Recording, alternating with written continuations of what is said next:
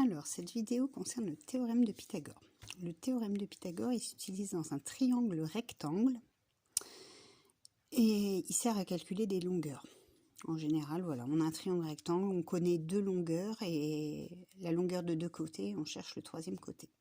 Alors, le théorème de Pythagore, il dit que le carré de l'hypoténuse, donc l'hypoténuse c'est le plus grand des côtés, donc là ici ça va être BC, donc au carré, il ne faut pas oublier les carrés, c'est égal à ce côté au carré plus ce côté au carré.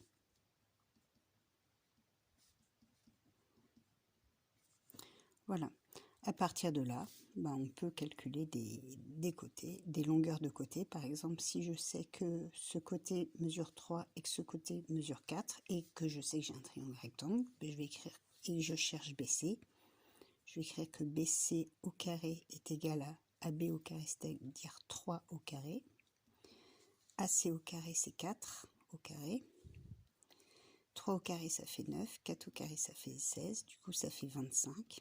Et du coup, il ne faut pas oublier d'en déduire BC, puisque là, c'est BC au carré. BC, ça va être racine de 25, qui est égal à 5.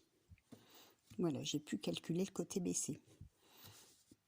Alors après, on peut connaître l'hypoténuse et avoir à calculer un des autres côtés. C'est le même principe, mais il y a une petite différence. J'ai à nouveau un triangle rectangle.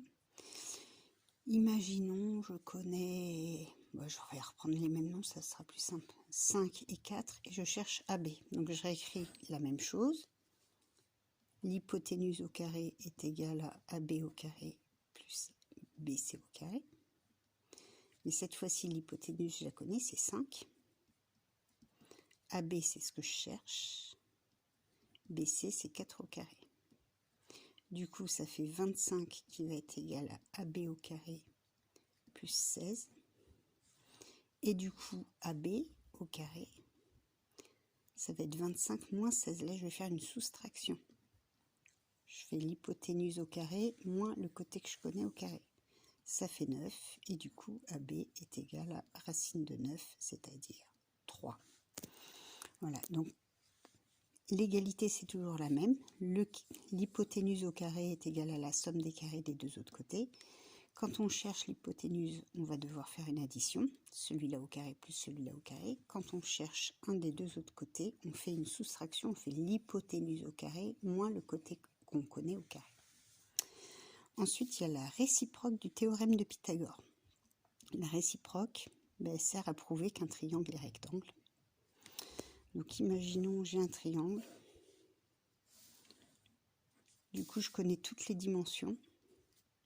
A, B, C. On va dire que là, ça fait 12, là, ça fait 9, puis là, ça fait 7, et je veux savoir si c'est un triangle rectangle. Pour ça, je calcule AC au carré. C'est 12 au carré, qui fait 144. Je calcule AB au carré plus BC au carré. Ça fait 7 au carré plus 9 au carré, c'est-à-dire 7 fois 7, 49, 9 fois 9, 81. Et ça fait 130. Et donc, je vois que AC au carré n'est pas égal à AB au carré plus BC au carré. Donc, comme c'est pas égal, j'en déduis, d'après la réciproque du théorème de Pythagore, le triangle n'est pas rectangle. Si on était tombé sur deux nombres égaux, là, le triangle aurait été rectangle.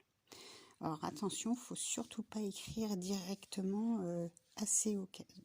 Souvent, on a envie d'écrire ça. AC au carré est égal à AB au carré plus BC au carré.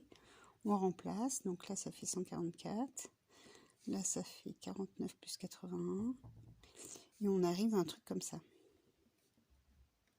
Non, on n'a pas le droit d'écrire ça. Donc surtout, ne pas écrire l'égalité tant qu'on ne sait pas si c'est égal ou pas. Donc on calcule bien AC au carré d'un côté, AB au carré plus BC au carré de l'autre, et on regarde si c'est égal ou pas. Si c'est égal, d'après la réciproque du théorème de Pythagore, le triangle est rectangle.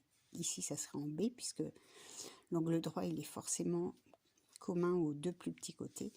Si c'est pas égal, c'est que le triangle n'est pas rectangle.